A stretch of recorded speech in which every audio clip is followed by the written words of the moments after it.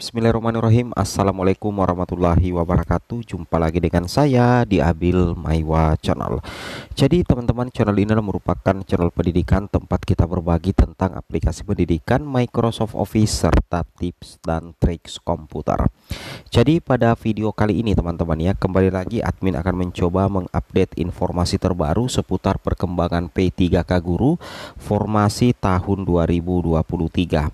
Yang mana yang akan kita bahas di sini adalah terkait hitung peluang lulus P3 P3K 2023. Di sini ada pertanyaan dari subscriber ya, mungkin terjadi di daerahnya. Dia mempertanyakan seperti ini: bagaimana peluang lulus P3 jika ada formasi sebanyak 185, yang lulus seleksi administrasi lebih banyak 268, ternyata tidak ada P1 dan P2. Ini untuk guru kelas ya. Bagaimana dengan persaingan P3 teman-teman ya. Tapi sebelum kita lanjut, bagi rekan-rekan guru yang baru pertama kali menemukan channel ini, jangan lupa tekan tombol subscribe dan aktifkan lonceng notifikasinya agar setiap hari Bapak Ibu bisa mendapatkan update informasi terbaru seputar perkembangan P3K Guru formasi tahun 2023. Seperti itu kira-kira Bapak Ibu ya. Langsung saja ya teman-teman, kita to the point ke informasinya. Oke, di sini ada pertanyaan dari teman-teman guru di kolom komentar. Teman-teman yang menonton video ini silakan perhatikan. Ini formasi guru kelas Bapak Ibu ya. Ini formasi guru kelas. Di sini dikatakan formasi ada 185 guru kelas. Katanya yang lolos ADM atau lolos seleksi administrasi itu sebanyak 268. Misalkan di ranking saya peringkat 186. Nah, jadi misalkan nanti setelah tes CAT BKN kemudian dia guru ini di ranking, ternyata anggaplah dia berada di peringkat 186 dan dia adalah guru induk. Apakah saya bisa lolos persaingan hanya P3 saja sementara katanya P1 P2 tidak ada? Nah, istilah seperti ini ya. Ini kita lihat formasi jauh lebih banyak ya. Pelamar P3 P4 jauh lebih banyak dari formasi ya. Formasi cuma 185, sedangkan pelamar itu 268. Cuman di sini pertanyaan kurang lengkap karena kita tidak bisa mendeteksi berapa P3 dan berapa P4 teman-teman ya. Nah, sedangkan guru ini adalah guru induk, peluangnya besar teman-teman. Kalau misalkan anggaplah di sini posisinya adalah jumlah P3-nya ini di sini anggaplah cuman 100 misalkan ya, jumlah P3 cuman 100, sedangkan jumlah P4 itu 168, maka besar kemungkinan persentase kelulusan untuk P3 pada kasus ini itu sangat tinggi teman-teman, karena tinggal di ranking, karena tidak menggunakan passing grade. Nah, jadi meskipun sebenarnya logikanya kalau kita perhatikan di sini formasinya di sini jauh lebih sedikit daripada jumlah pelamarnya, tetapi kasusnya di sini sudah tidak ada P1 dengan P2 di formasi guru kelas di daerah ini. Anggaplah seperti itu ya, sesuai dengan pertanyaan subscriber ini. Nah, logikanya 268 pelamar P3K Guru yang lolos seleksi administrasi, anggaplah untuk formasi guru kelas, ini tidak mungkin P3 semua teman-teman. Pasti banyak juga yang masuk dalam kategori P4, sehingga pengurutannya yang terkuat di sini adalah P3 dulu, kemudian P4. Kalau misalkan jumlah P3-nya hanya 80 misalkan, kemudian hanya 68 misalkan ya, kemudian P4-nya di sini 200, maka potensi 68 ini bisa lulus 100% mengisi formasi dari 185 ini teman-teman ya. Seperti itu. Nah, sekarang jadi pertanyaan, bagaimana peluang guru induk ini? Saya rasa peluangnya besar teman-teman, apalagi sudah tidak ada P1 katanya dengan P2 dan dia adalah P3 guru induk. Nah, formasi kan ada di Dinas Pendidikan teman-teman. Otomatis kalau posisi seperti ini itu persentase kelulusannya itu cukup besar sih teman-teman.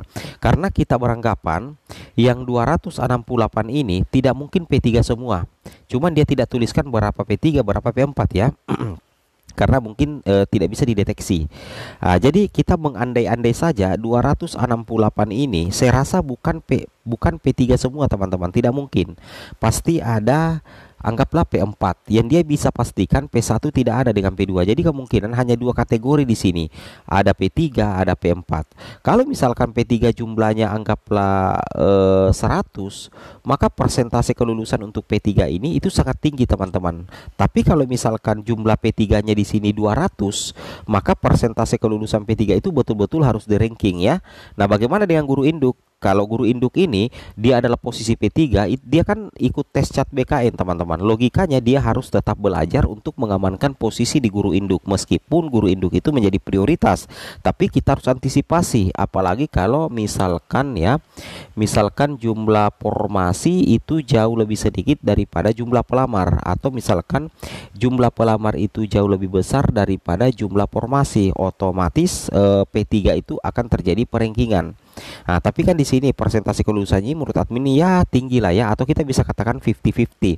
Karena di sini yang 268 ini itu kita tidak bisa perkirakan berapa P3, berapa P4. Tapi kalau P3-nya jauh lebih sedikit daripada jumlah formasi, maka potensi persentase kelulusannya itu sangat tinggi. Hanya ini yang bisa saya jelaskan terkait ini, teman-teman ya, karena tidak ada pembagian untuk analisis P3 dengan P4. Seperti itu kira-kira ya. Tapi intinya meskipun P3 guru induk harus tetap berjuang keras untuk mendapatkan nilai tertinggi atau nilai bagus di seleksi CAT BKN nantinya, teman-teman ya. Seperti itu. Itu yang harus teman-teman pahami, dan seperti ini saja ya jawaban kami ya terkait dengan pertanyaan guru di channel ini, teman-teman ya. Seperti itu kira-kira. Kemudian kita lanjut lagi. Nah, sebagaimana kalau kita perhatikan di sini ya, untuk mekanisme seleksi P3K guru tahun 2023 itu kan ada dua, teman-teman ya. Ada dua. Ada yang pertama itu ada mekanisme penempatan ya, ingat ada mekanisme penempatan. Kemudian ada mekanisme seleksi menggunakan CAT, teman-teman ya. Kalau mekanisme penempatan tentunya itu diperuntukkan untuk guru yang sudah lulus passing grade. Ya, dan anggaplah ini instansi A misalkan, teman-teman ya, instansi A ya. Anggaplah kita katakan itu adalah instansi A. Kalau misalkan di instansi A jumlah guru PG-nya anggaplah 50, sedangkan jumlah formasi itu 100, maka otomatis anggaplah 50 ini bisa diangkat semua menjadi SNP3K guru kelas misalkan, maka akan tersisa formasi 50. Nah, ini bisa diperbutkan P2, P3 dan pelamar umum. Ternyata jumlah P2-nya ini hanyalah 5. Kemudian jumlah P3 ini anggaplah 30. Maka kalau posisinya seperti ini, jumlah P25, jumlah P3 itu ada 30, maka sisa formasi 50 setelah penempatan guru PG, maka persentase kelulusan untuk THK2 dan honorer guru honorer negeri masa kerja 3 tahun ke atas atau P3 itu sangat tinggi. Meskipun kami tidak bisa menjamin 100% lulus, kami cuma bisa mengatakan persentase kelulusannya berpotensi tinggi, teman-teman ya, karena jumlah sisa formasi itu lebih besar daripada jumlah pelamar. Logika seperti itu ya. Nah, anggaplah diangkat semua, masih ada sisa formasi 15. Nah, logika seperti ini, maka jika masih tersedia formasi, maka lulusan PPG dan guru non-ASN yang masuk dalam pelamar umum itu akan memperebutkan 15 formasi. Kan logikanya seperti itu, teman-teman ya. Oke, semoga bermanfaat. Assalamualaikum warahmatullahi wabarakatuh.